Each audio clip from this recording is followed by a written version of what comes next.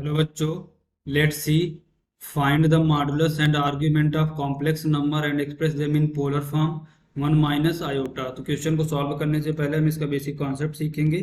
इसके according question को solve करेंगे। सोल्यूशन की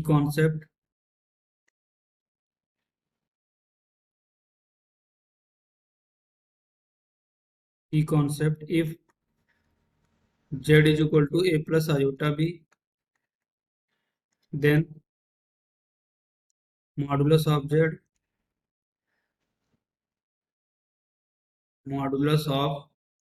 is equal to mod of z and mod of z is equal to under root a square plus b square and alpha is equal to tan inverse mod imaginary part of z upon real part of z and iota square is equal to -1 and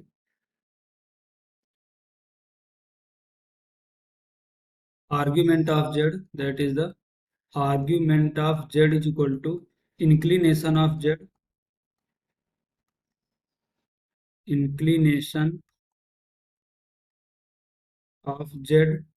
with positive x-axis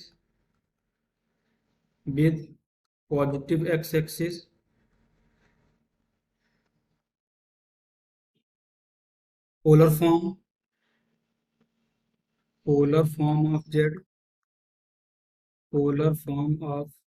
is equal to mod of z into cos theta plus iota sine theta. हमारा क्या theta क्या होता है? Argument of z, where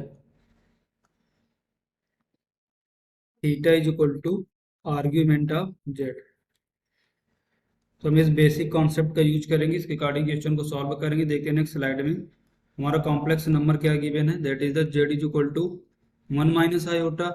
इसका modulus कितना आएगा? That is the mod of Z is equal to 1 square plus -1 का square under root mod of Z is equal to 1 + 1 under root. इसको फर्स्ट सिंप्लीफाई करेंगे, that is the mod of Z is equal to √2।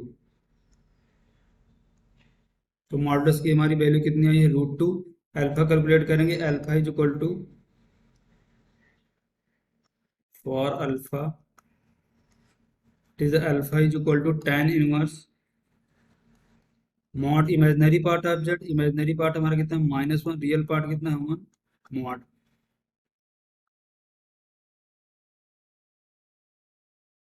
यहाँ से हमारा क्या मिलेगा? That is alpha is equal to tan inverse. देखो, mod से जब भी बाहर कोई वैल्यू आएगी निगेटिव भी पॉजिटिव हो जाएगी, दैट इज द 1।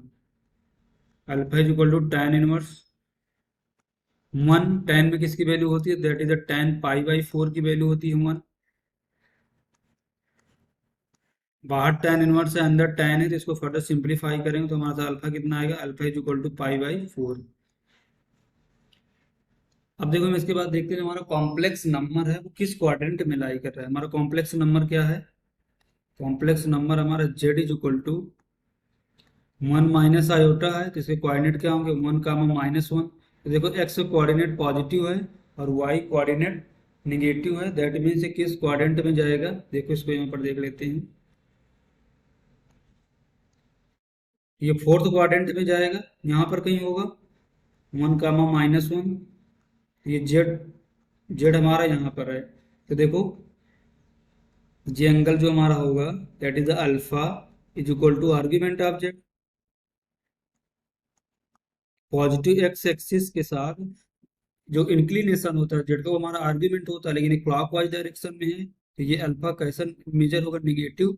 तो हमारे यहाँ से आर्ग्यूमेंट कितना आएगा? That is the argument of Z is equal to -अल्फा। तो यहाँ से हमारा आर्ग्यूमेंट कितना आएगा? That is -π/4 is equal to argument of Z. तो देखो यहाँ से हमने दो चीजें कैलकुलेट कर ली, आर्ग्यूमेंट ऑफ जेड को कैलकुलेट कर दिया और मॉड ऑफ जेड वो मॉडुलस ऑफ जेड। देखते हैं नेक्स्ट स्लाइड में, इसको हमें पोलर फॉर्म में रिप्रेजेंट करना है, polar form of Z. It is the polar form of z.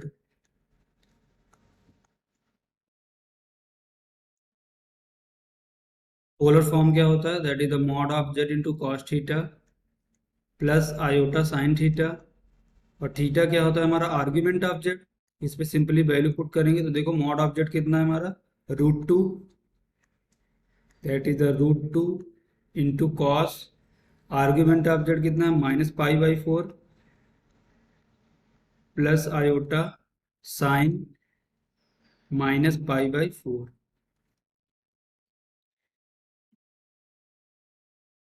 हमारा पोलर फॉर्म कितना है? √2 into cos -π/4 plus iota sine -π/4। Argument of z is equal to -π/4 and modulus of z is equal to √2. Hope you understood it well. Best of luck.